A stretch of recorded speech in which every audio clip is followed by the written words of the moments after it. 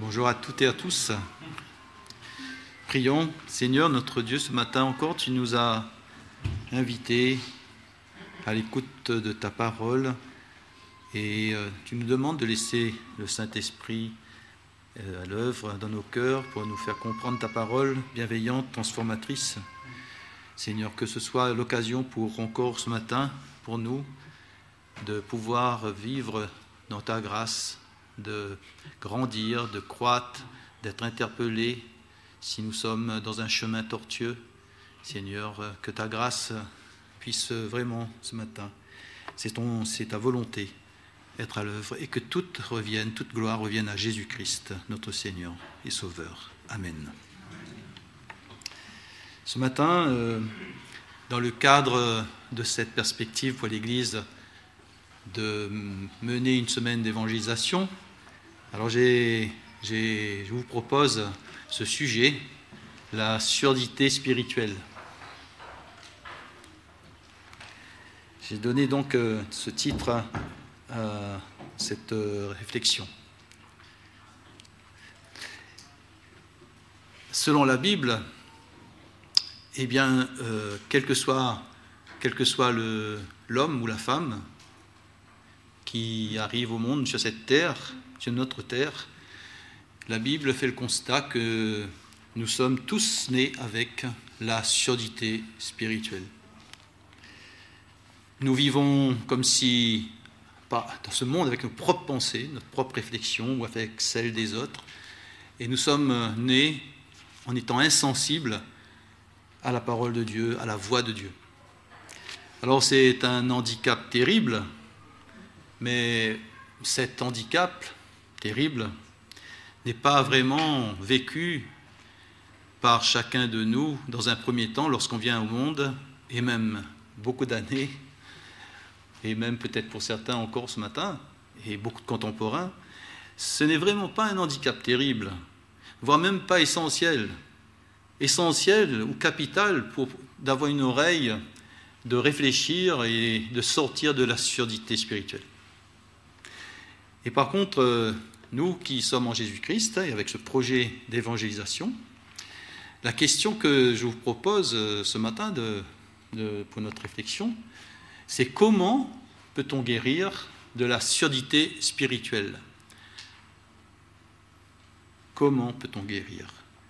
Et le texte que j'ai choisi de ce matin, ça a été lu par Samuel. Et je vous invite à porter l'accent, notre regard, sur la dernière partie du chapitre, sur les 6 derniers chapitres de Marc 7. Quand Jésus arrive, quitta le territoire de Tyr et revint par Sidon vers la mer de Galilée, en traversant le pays de la Décapole. Verset 32, Marc a écrit, sous l'inspiration du Saint-Esprit, il a écrit, on amena à Jésus-Christ un sourd et muet. On lui amena un sourd qui avait de la difficulté à parler et on le pria de lui imposer les mains. Alors ce matin, je vous propose 2 questions par rapport à ce texte que nous allons lire et essayer d'entrer un peu dans les détails de chacun de ces versets. Mais 2 questions, je vous propose 2 questions. Qui est cette personne sourde et muette? Qui est-elle? Et deuxième question, c'est comment en fait Jésus s'y prend pour guérir cette personne. Alors la première question, qui est cette personne sourde et muette? La surdité produit les muets. Si on est sourd, on n'entend pas des sons. Et comme on n'entend pas les sons, on ne peut pas les reproduire. Donc on n'arrive pas à sortir, à entendre et reproduire. Donc un sourd produit un muet. De nos jours, il est vrai qu'il y a eu un progrès. On a inventé le langage des signes. Et pour la communication, bien souvent à la télévision même, on met dans les reportages, pour les discours importants, quelqu'un qui fait aussi, qui parle en signe, et ça permet donc les sourds de pouvoir comprendre et être compris au travers d'un langage des signes. Et merci Seigneur d'avoir permis aux hommes de mettre en œuvre ce discours, ces signes. Moi j'aime bien mon petit bébé, mon petit-fils, puisque même dans la crèche on apprend aux enfants à communiquer avec les langages du signe. Alors quand il me fait ça, il dit « donne-moi à manger encore, j'ai faim ». Ou bien « refais quelque chose ». Voilà. Et donc c'est intéressant de pouvoir communiquer. Mais cependant dans la Bible, être sourd n'exprime pas seulement cette incapacité d'entendre et de parler. Entendre les hommes, se faire comprendre. Dans la Bible, être sourd, ça veut dire être sourd à la voix de Dieu. Signifie, spirituellement, être sourd, c'est être sourd vis-à-vis de Dieu. On n'entend pas sa parole. On a les oreilles bouchées, de nature. On n'entend pas Dieu parler de manière naturelle. Alors que dans Actes, il y a de nombreuses paroles. Dans Actes, par exemple, comme le verset 28, il est dit, c'est « car en lui, car en Dieu, nous avons la vie, le mouvement et l'être. Si nous sommes ce matin ici, sur cette chaise, c'est parce que Dieu est là. Dieu soutient toutes choses. C'est lui qui est la source. Si nous sommes tous en train de respirer là, l'air qui rentre, c'est parce que Dieu nous donne cette grâce. Si notre cœur bat actuellement, ce n'est pas pour nos mérites, c'est parce que Dieu nous fait battre le cœur. Si nous sommes en train de voir tous nos organes fonctionner, nos oreilles, nos yeux, c'est parce que Dieu fait grâce, il fait fonctionner. La nourriture que nous mangeons, nos capacités à faire, à parler, à réfléchir, nos aptitudes à travailler, à créer, tout ça provient de la grâce de Dieu, qui est celui en qui nous avons la vie, le mouvement, l'être. Mais ça, l'homme naturel, la femme naturelle n'entend pas, est incapable d'entendre. Parce que l'homme naturel, par nature, eh bien, il écoute ce qui est en lui, dans sa tête, ou bien dans la tête de celles ou ceux qu'il peut admirer, des hommes, des femmes. Nous faisons confiance par nature à nos forces, à notre propre capacité. En fait, nous sommes par nature des idolâtres, c'est-à-dire des gens qui aiment à se confier dans les autres, ou bien dans des autolâtres, parce que nous aimons bien nous mettre en avant de nous-mêmes, et écouter nous-mêmes. Et nous sommes sourds par nature à la parole de Dieu, au Dieu créateur tout-puissant. Et on pourrait dire que cette personne de notre texte ce matin, cette personne muette, qui est cette personne ? Cette personne représenterait l'humanité entière, notre humanité naturelle, cette humanité qui est incapable d'écouter Dieu, d'écouter ses besoins véritables, ou d'être en train d'écouter en compassion de ceux qui sont autour d'eux. C'est une société nombrile, égocentrique, qui tourne sur ses propres capacités.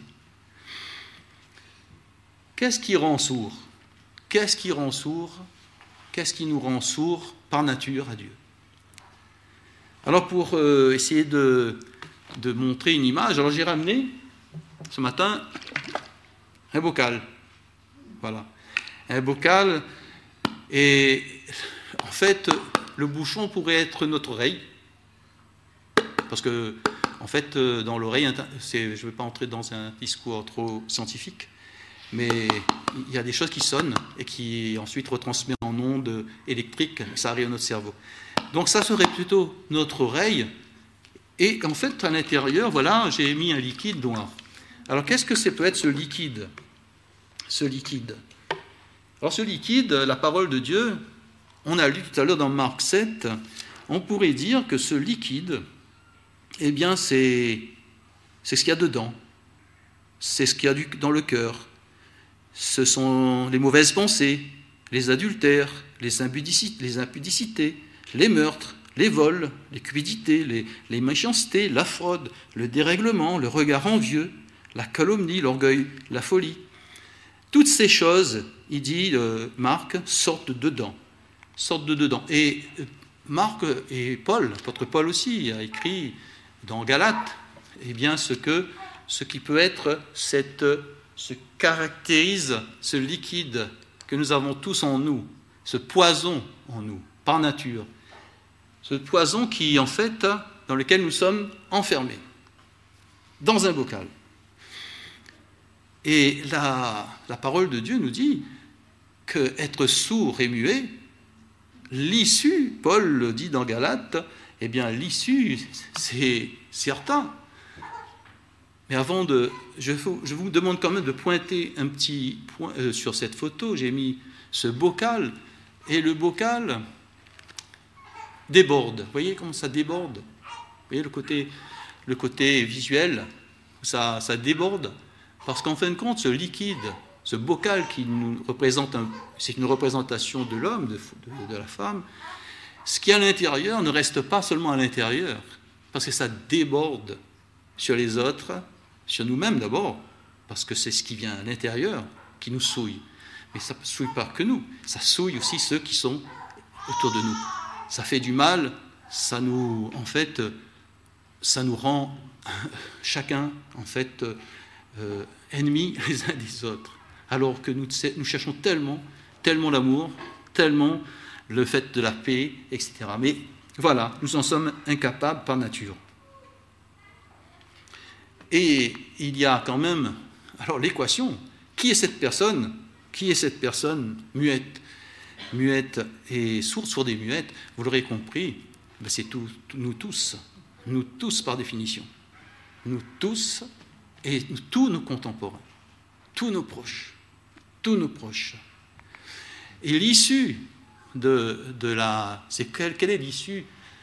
La vie d'un muet, eh bien, la parole nous dit, je vous dis d'avance, comme j'ai déjà dit, que ceux qui commettent de telles choses, c'est-à-dire qui vivent avec les fruits qu'on vient de lire, ce poison, eh bien, n'hériteront pas le royaume de Dieu. Nous n'hériterons pas le royaume de Dieu. La seule perspective, c'est la mort éternelle. La mort éternelle enfermée dans notre bocal pour l'éternité. Enfermée dans notre bocal pour l'éternité avec ce qu'il y a dedans. Quelle tristesse, de folie. L'enfer qu'on pourrait nommer, la parole de Dieu nous dit, c'est cet enfer de croire et de mettre sa foi pour l'éternité en soi ou en l'autre. C'est la folie, c'est le mal que Dieu parle du mal, le mal qui consiste à ne pas écouter Dieu et sa parole. Ça, c'est le bien. Alors, mais heureusement, la grâce opère. La grâce de Dieu est opérante dans ce texte qu'on a lu avec Jésus, parce que Jésus est là. Jésus est là, il n'est pas au hasard, il n'est pas arrivé par hasard, là, dans cette situation. Il n'y a pas de hasard avec Dieu. On lui amena un sourd qui avait de la difficulté à parler et on le pria de lui imposer les mains. Le sourd et muet, par nature, est une personne esclave, enfermée dans son bocal.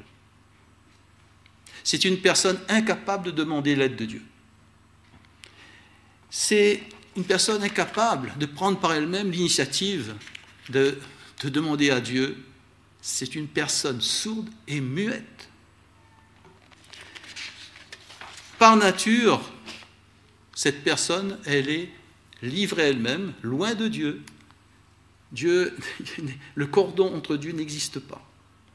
Mais par la grâce de Dieu, il a prévu dans sa grâce que des on prennent cette personne et l'amènent à Jésus-Christ.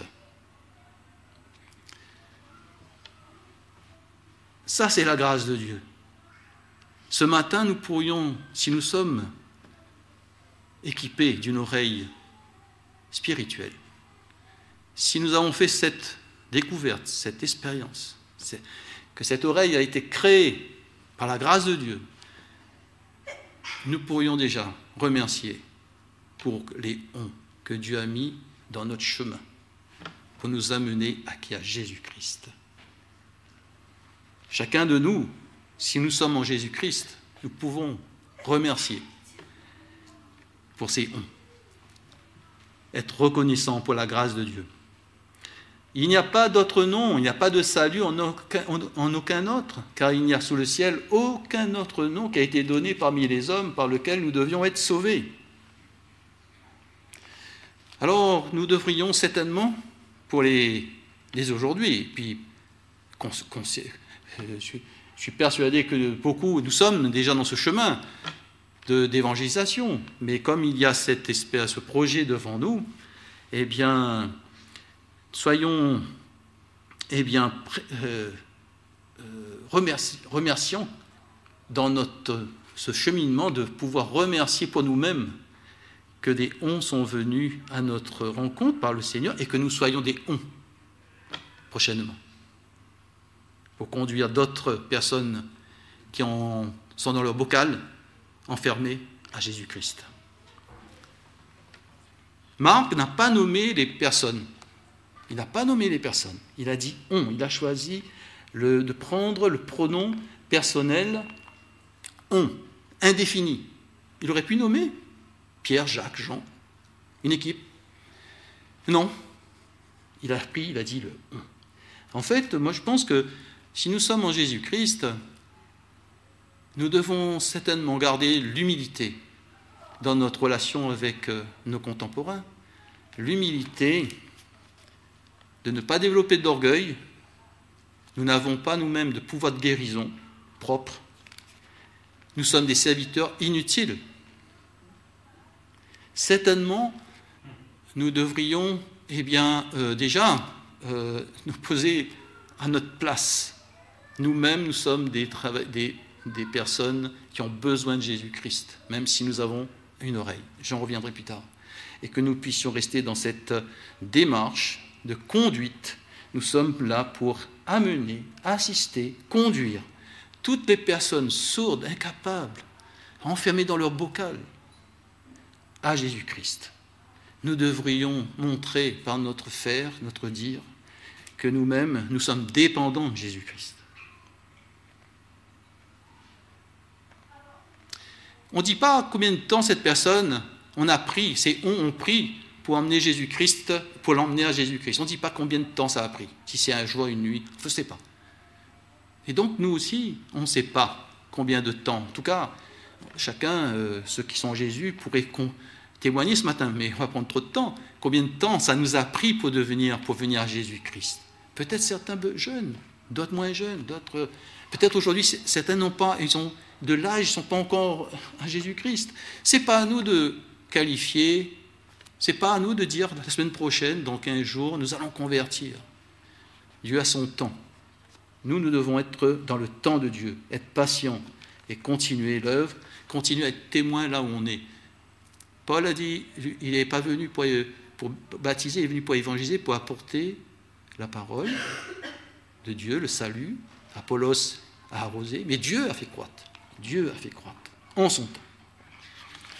Deuxième question, pourquoi? Alors, seul Jésus peut guérir de la surdité spirituelle. Seul Jésus. Alors, comment s'y prend-il? Dans ce texte, on peut voir les cinq étapes que Jésus a pris pour guérir un sourd et muet. La première étape, je vous invite à examiner les 5 étapes. Ce ne sera pas long. Marie-Jeanne, il reste 3 pages. Ne t'en fais pas. Ce ne sera pas trop long. Alors, donc, la première étape, on peut lire donc dans ce passage, Jésus, verset 33, Jésus prit à part, loin de la foule, la personne muette, pris loin de la foule. Première chose que Jésus fait, Jésus prend la personne à l'écart loin de la foule, pour lui parler en privé. Alors, c'est certain qu'il y a eu ces uns qui avaient la foi, qui étaient des chrétiens authentiques, qui ont prié Jésus, qui ont amené cette personne à Jésus-Christ. Mais ça ne suffit pas pour que cette personne soit délivrée de son bocal. Ça ne suffit pas. Il faut que cette personne puisse avoir une rencontre personnelle avec le Seigneur. Il n'y a pas une possibilité d'être en Christ parce que j'ai mon papa, ma maman, mon frère, mon ami, etc. Non, c'est qu'il y a une obligation. Jésus veut te rencontrer en perspective, toi seul, et en particulier loin de la foule, en privé. Parce qu'il s'occupe personnellement de chacun d'entre nous. Personnellement, chaque personne a du poids. Nous sommes plus de combien de milliards sur la Terre? 7 milliards? 8 milliards d'individus. Nous sommes comme des petites poussières à l'échelle de l'univers.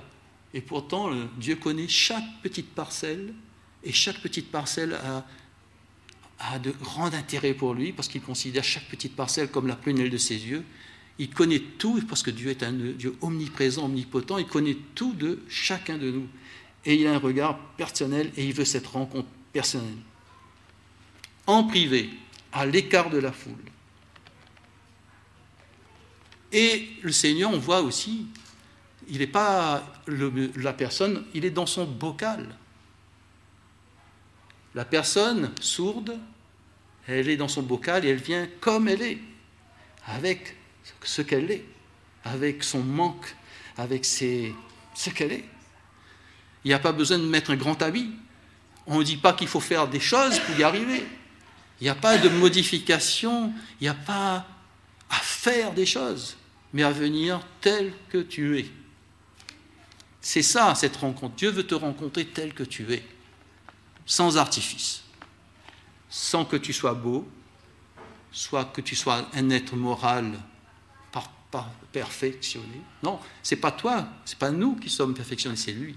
C'est Jésus-Christ seul qui est perfectionné, qui est parfait.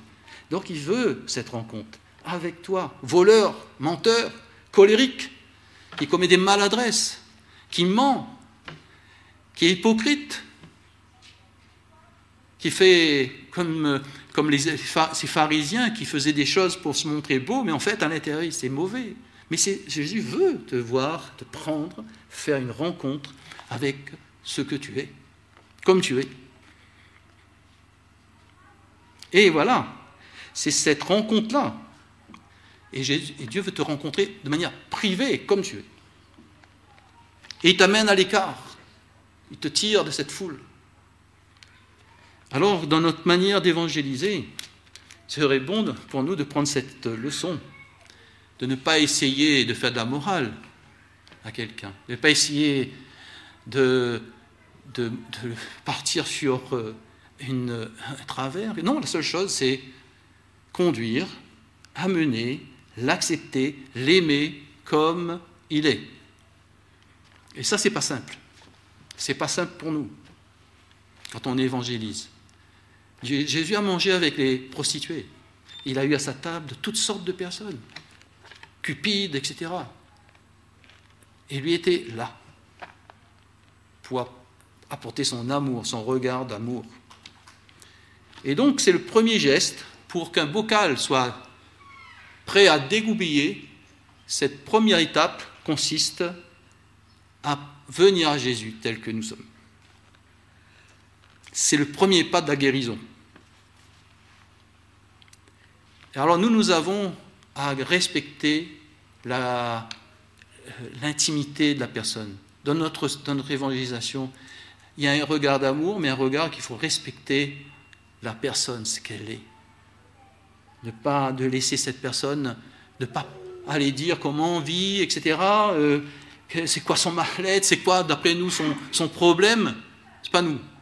Nous n'avons pas à aller dit prendre du temps pour aller chercher c'est quoi sa problématique et à lui rapporter les uns. Non, nous avons un devoir de confidentialité de personne, de respecter la personne avec ce qu'elle est. Que Dieu nous puisse nous donner de la sagesse et du discernement. La deuxième étape, Jésus fait, qu'est-ce qu'il fait? Eh bien, dans le verset 33, il lui toucha la langue avec ses doigts. Non, pardon. Avant, on lui a mis dans un seau, il lui prit il lui mit les doigts dans les oreilles. Voilà. Il met les doigts dans les oreilles. Alors là, bizarre. Comment expliquer Marc nous dit, il constate, il nous fait un constat de la scène. Il met les doigts dans ses oreilles. Et le texte n'explique pas pourquoi Jésus utilise ses doigts. Alors, c'est vrai que dans la Bible, il est écrit dans la Genèse aussi, que Dieu a utilisé son doigt. Qu'est-ce qu'il a fait dans la Genèse? Avec son doigt, Dieu, il a écrit en Exode 31, 18, il a écrit la loi. La loi, dans Exode. Dieu a écrit sur les tablettes de pierre, eh bien, sa loi. Et lorsque l'Éternel eut achevé, il parla à Moïse sur la montagne du Sinaï, et il donna deux tablettes qui témoignaient, les tables de pierre écrites du doigt de Dieu. Exode 31, 18. Et il est vrai que comment interpréter ce geste? Eh bien, moi, j'y vois, par la foi, Dieu qui est celui qui est capable, parce qu'il est Dieu Tout-Puissant. Avec sa parole, il peut créer là où il n'y a rien. Cette oreille spirituelle qui est incapable, que l'homme naturel n'a pas, Dieu, par sa grâce, par sa toute puissance, il est capable d'écrire sa loi et d'en créer dans chacun de nous qui sommes sourds, eh bien, il peut créer une oreille spirituelle.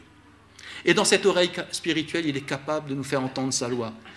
Dans Romains, il est dit, Romains 11, eh bien, il est écrit que la foi vient de ce qu'on entend. Et ce qu'on entend vient de la parole de Jésus. Et j'en vois là, dans cette image, dans cette action de Jésus-Christ, Jésus qui est capable, par la foi, par sa toute-puissance, parce qu'il est Seigneur, il est tout-puissant, il est créateur, donc de créer en nous une oreille spirituelle, et qui nous rend capables, par la foi, d'entendre les paroles de Dieu. Et dans Éphésiens, il est écrit ceci, c'est pas par nos propres forces, c'est pas par nos actions que nous devenons enfants de Dieu, mais c'est simplement par la foi. Et la foi, c'est une grâce de Dieu, c'est un don de Dieu. C'est Dieu qui nous donne cette grâce, qui crée, qui implante et qui écrit. Dieu utilise sa parole et son Esprit Saint pour pouvoir écrire sur nos vies, sur nos cœurs, sa loi de grâce. Deuxième chose qu'on voit, c'est Jésus, qui crée. Et ensuite, troisième point,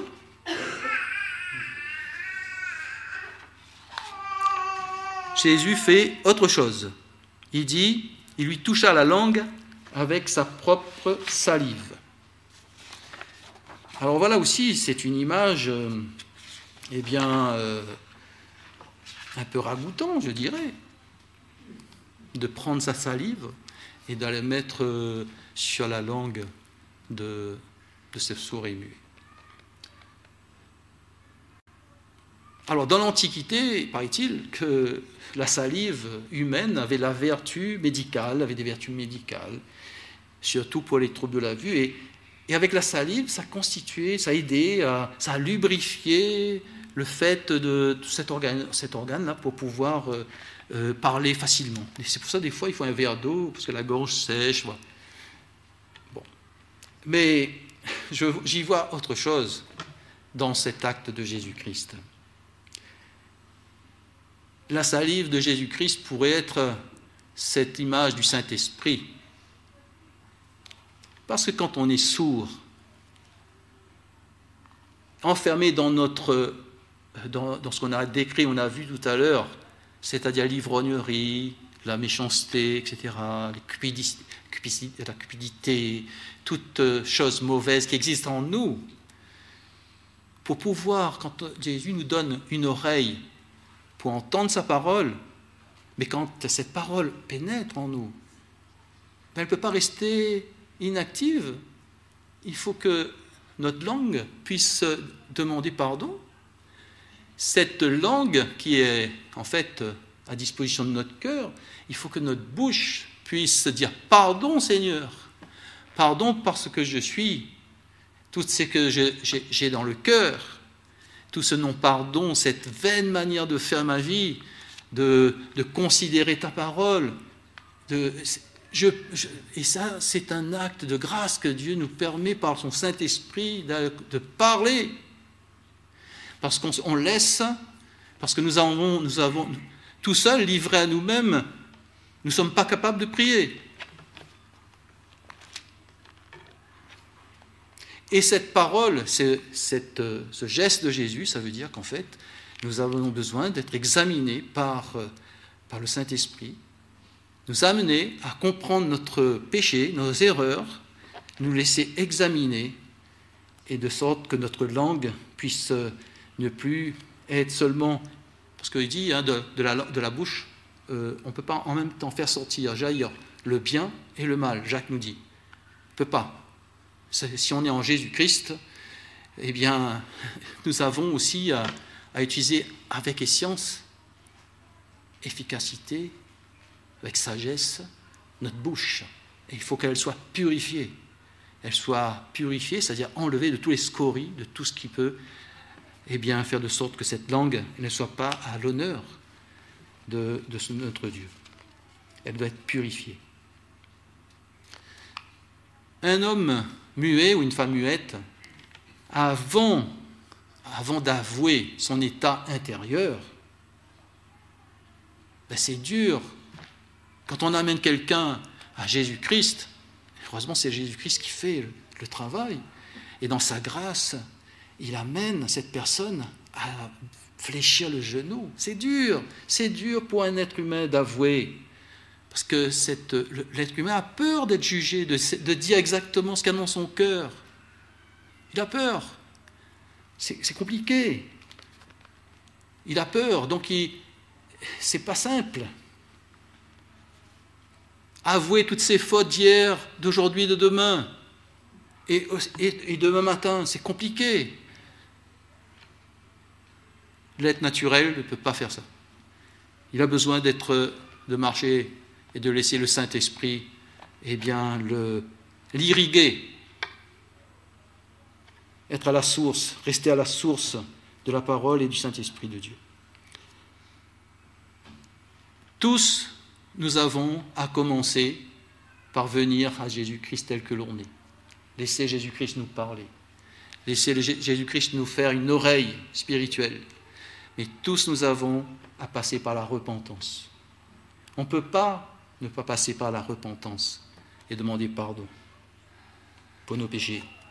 4, Jésus il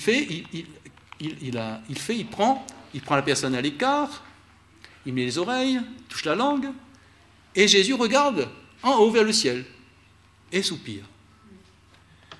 Alors là, c'est une image, c'est incroyable, c'est pas la personne sourde qui se tourne d'elle-même vers le ciel, c'est Jésus-Christ qui regarde en haut dans les cieux et soupire.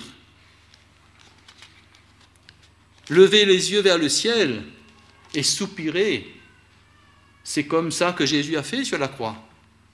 Quand il a été meurtri, planté sur la croix, il a dit « Père, je remets mon souffle, ma vie dans tes mains. » Et le Seigneur, c'est ce qu'il fait pour chacun de nous et tous les hommes. Jésus continue, cette prière, elle est actuelle. Elle est toujours actuelle, toujours vivante, toujours pour nous ce matin et demain. Jésus prie, a prié. C'est lui qui est venu à nous, ce n'est pas nous qui sommes venus à lui. Jésus prie pour nous. Et il montre là ce que c'est que la prière. Parce que la prière, nous ne sommes pas, ce n'est pas naturel chez l'homme naturel, humain. C'est quoi la prière? C'est simple, c'est tourner les yeux vers le Seigneur et soupirer. Soupirer, ça, c'est comme la personne, il y a une parabole dans Luc, je pense, c'est le pharisien qui était au temple, qui était debout, qui priait à haute voix. « Ah, moi je suis ceci, ceci, là. » Et il y avait un bonhomme, un publicain derrière, et il disait « Seigneur, je suis un pécheur. Je suis un pécheur. Fais comme il soit fait avec un pécheur. » Et celui-là a été reconnu juste en Jésus-Christ, parce qu'il a reconnu son état. Pas la peine de faire une prière avec une introduction, une interrogation, enfin un développement, etc. Jésus regarde à notre état, à notre manière d'être, à notre cœur. Il ne regarde pas seulement à nos mots qu'on prononce, mais il regarde le cœur, l'attitude de cœur. Et il fait pour nous, d'avance. Priez à Dieu. Priez à Dieu. Quoi dire à Dieu des fois? Ben voilà, simplement. Tournons les yeux vers celui qui est au ciel. Et enfin, Jésus ordonne à la personne ancienne sourde, alors voilà, c'est le dernier point, il dit à cette personne, verset 34, il dit « Ephata ». Ephata, c'est-à-dire « ouvre-toi ». Ouvre-toi. Ouvre-toi, c'est une parole pour moi, pour toi, si tu es en Jésus-Christ, tu as des oreilles qui entendent. C'est ouvre-toi. Ce n'est pas parce qu'on, dans la grâce de Dieu, on a été converti, on a commencé un chemin de foi, que les choses sont finies. Parce que le bocal, une fois ouvert, il y aura toujours à faire avec ce qu'il y a dans le cœur. Intransformable. Le cœur de l'homme est toujours méchant. Il n'y a rien qui change. Mais par contre, le Seigneur dit ouvre ton bocal. Laisse le Saint-Esprit venir, rentrer, pénétrer. Laisse le Seigneur, sa lumière, pénétrer tous les jours, chaque instant. Et je ferai résurrer. Il y aura des résurrections. C'est-à-dire comme Lazare, qui était mort dans son tombeau. Jésus est arrivé 4 jours après.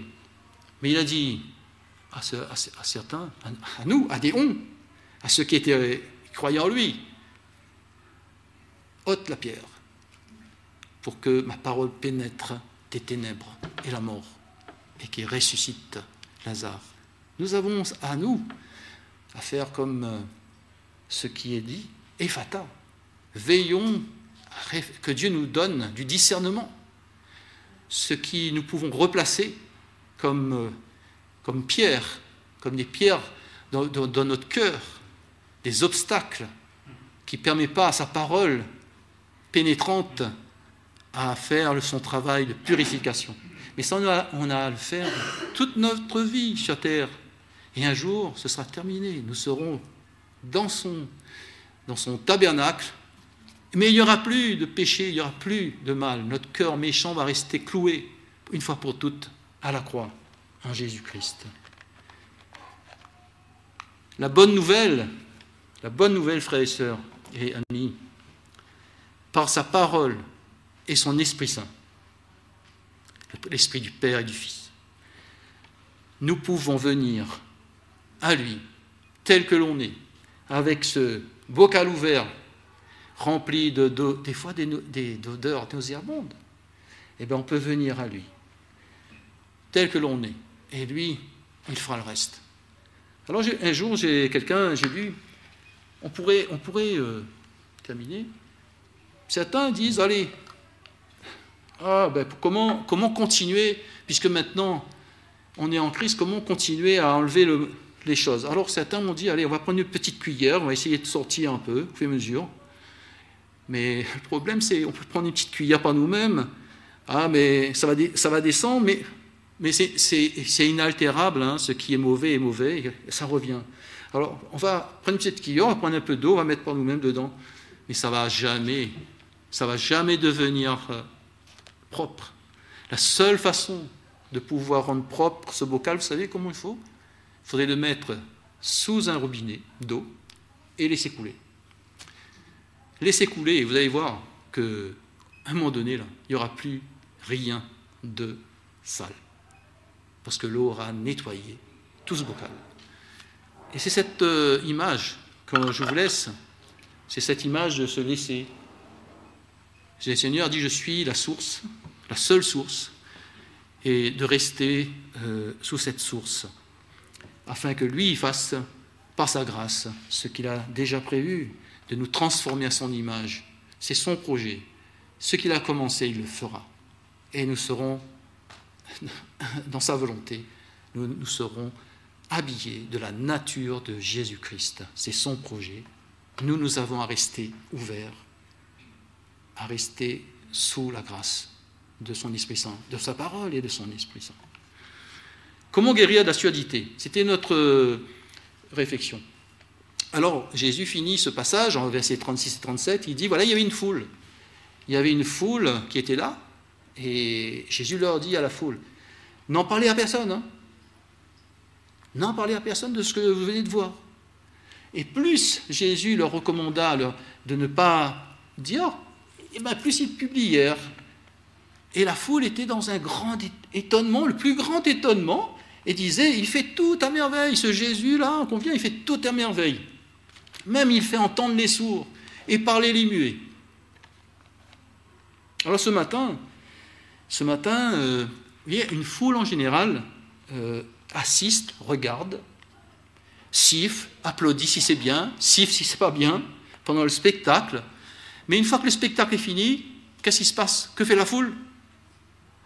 Quand le spectacle est terminé, ils ont applaudi, ils ont sifflé, c'était bon.